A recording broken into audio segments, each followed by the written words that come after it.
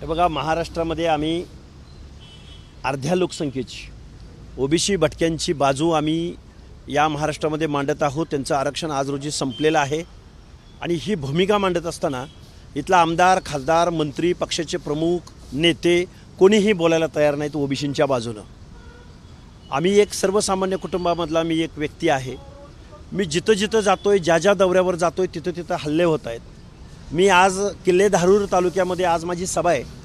त्या सभेच्या पूर्वी भगवान बाबा गोपीनाथराव मुंडेंच्या नावाची कमान त्या सभेच्या ठिकाणी लावण्यात आलेली होती.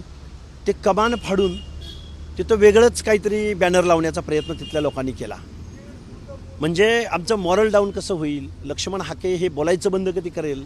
लक्ष्मण हाके फिरायचं बंद कधी करेल? पश्चिम महाराष्ट्र असो, मराठवाडा असो किंवा अजून कुठल्या जिल्ह्यात असो, प्रत्येक ठिकाणी हे लोक विचाराचं उत्तर विचारानं देण्याऐवजी ही माणसं आता मुद्द्यावरून गुद्द्यावर आलेली आहेत. कारण यांच्याकडं मुद्दा उरलेला नाही. झुंडशाहीच्या जोरावरती यांनी शासनाच्या उरावर बसून काहीतरी कागदाचं काळं पांढरं करायचा प्रयत्न केला आहे. हा GR म्हणजे ओबीसीचं आरक्षण आज रोजी संपवण्यात जमा आहे एका GRद्वारे. या GRचा लिगल ॲस्पेक्ट काय हे मला चांगलं माहिती आहे. कोर्टात त्याचं काय होणार आहे हेही मला चांगलं माहिती आहे. पण आज रोजी या कागदाद्वारे, या GRद्वारे ओबीसीचं आरक्षण संपलं आहे आणि ही लढाई आम्ही लढतो आहोत. कोणी आमदार बोलत नाही बोलत, हल्ले किती पण होत, आम्ही गावगाड्यात जाणार, ओबीसींना जागं करणार.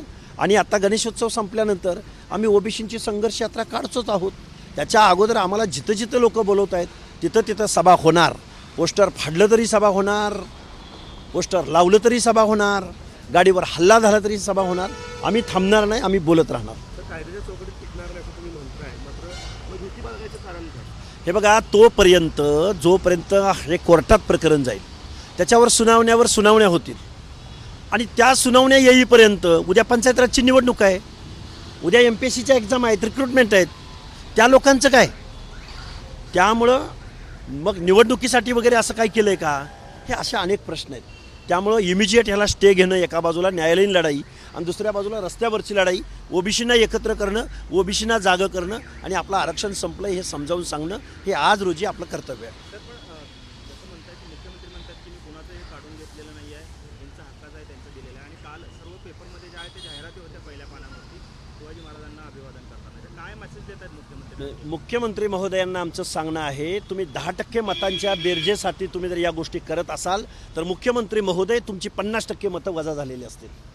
तुमचा DNA ओबीसीचा आहे असं तुम्ही वारंवार सांगितलं आहे, पण तुमचा हा DNA ओबीसीचा दिसून येत नाही. त्यामुळं ओबीसी 10% मताच्या बेगमीमध्ये तुम्ही 50%ची मतं विसरून जा, एवढं मी अगदी जबाबदारीनं मुख्यमंत्री महोदयांना सांगेन. खरं तर दोन उपमुख्यमंत्री आहेत ते मराठा समाजाचे आहेत. मात्र दुसरीकडे फडणवीसांनी स्वतःकडे ते श्रेय घेतलेलं आहे. राधाकृष्ण विखे पाटील देखील म्हणाले की जरांगे पाटील आणि देवेंद्र फडणवीस या दोघांचं हे श्रेय आहे. कुठेतरी मराठा समाजाचं मतं आकर्षित करण्याचा हा प्रयत्न आहे का? मात्र ओबीसींचं काय श्रेय कुणी कुणाला घ्यायचं, कुणी काय करायचं ते त्यांना लख लाभ असो, पण ओबीसींचं आरक्षण संपलंय आणि ओबीसीच्या अनात माती कालवली गेली हे मात्र मी अगदीच जबाबदारीनं या महाराष्ट्रातल्या ओबीसींना भटके विमुक्तांना सांगू शकतो.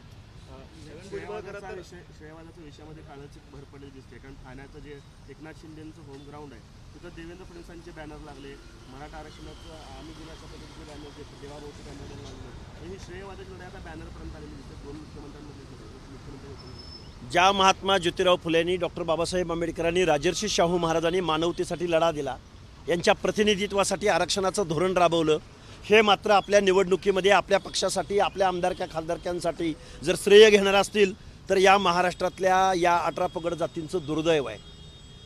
निवडणुका डोळ्यासमोर ठेवून जर तुम्ही आमचं आरक्षण उद्ध्वस्त करणार असाल तर तुम्हाला कसं उद्ध्वस्त करायचं हे इथले ओबीसी निश्चित ठरवतील. सर, खरं तर ओबीसी नेते म्हणून छगन भुजबळ हे मंत्रिमंडळात देखील आहेत आणि गेल्या अनेक वर्षापासून ते काम करतात. मात्र कुठेतरी आता त्यांना तोंड दाबून बुक्क्यांचा मार सहन करावा लागतोय का? अशी परिस्थिती आहे का? भुजबळ साहेबांनी तोंड दाबून बुक्क्यांचा मार अजिबात खाऊ नये. खाणारे नाही आहेत आजपर्यंत. आज रोजी आमचा त्यांच्यावर विश्वास आहे.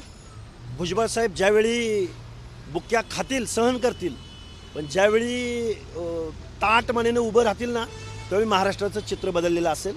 आम्ही रस्त्यावरची लढाई लढणारे कार्यकर्ते आहोत.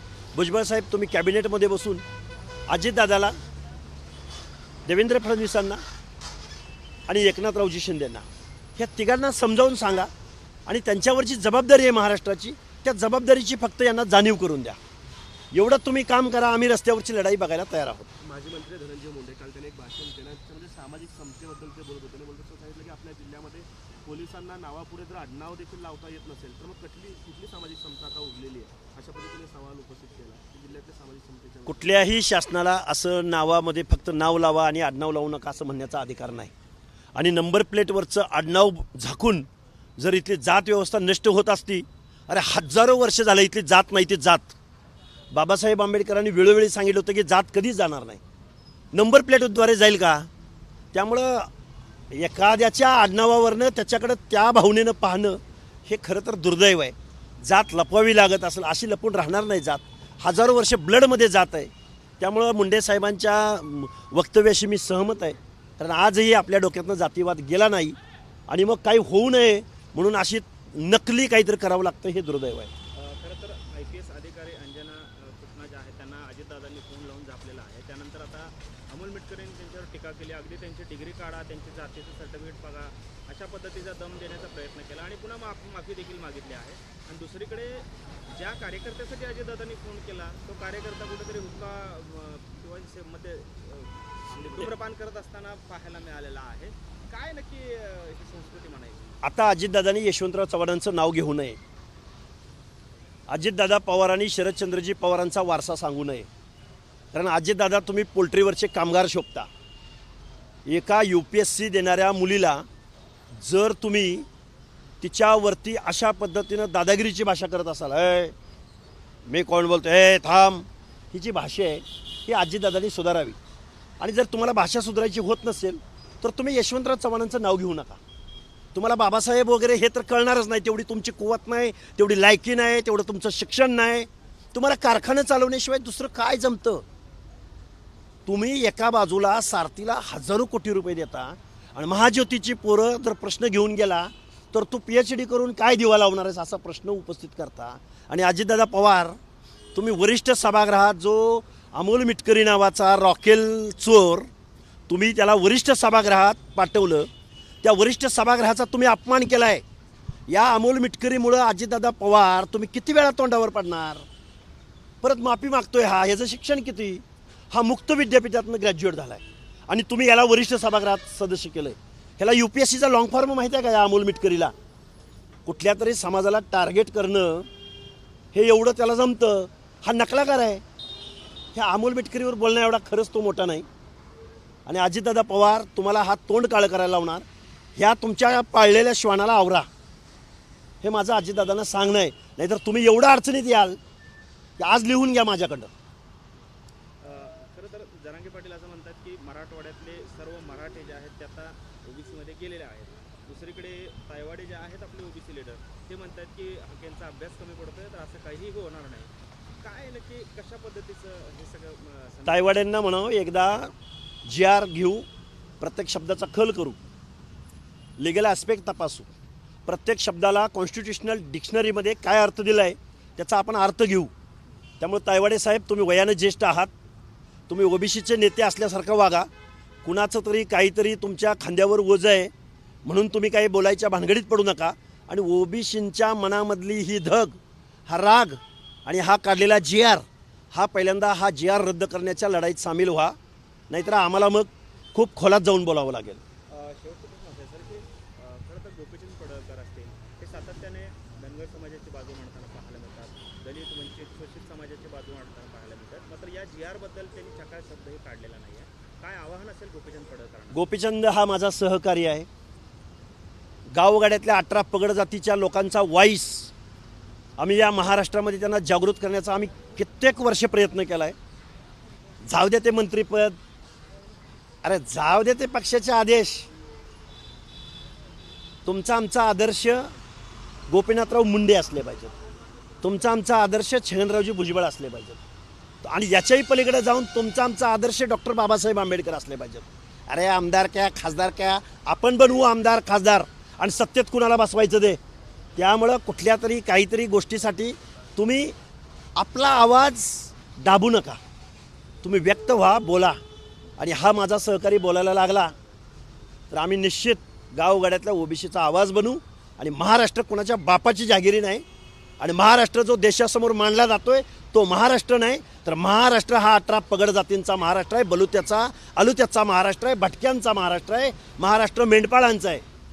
हे दाखवून द्या. अरे काय आपण अल्पसंख्याक आहोत का गोपीचंद? अरे आपल्याकडे सुद्धा मतं आहेत ना. अरे 10% मताला सरकार एवढं घाबरत असेल तर 50 ते 60% मतं आपल्याकडे आहेत. ह्यांना फक्त जागं करायचं आहे आणि ह्यांची फक्त एकीची वज्रमुठ बांधायची आहे. त्यामुळे गोपीचंदला मी एकच सांगेन, आम्ही सहकारी आहोत. अरे फेकून द्या सगळं, बाद झालं शोषण. रस्त्यावर उतरा. इथल्या सरकार असोत, आमदार खासदार असोत, यांना पळताबुई थोडी करू आपण. एबीपी माझा, उघडा डोळे बघा नीट.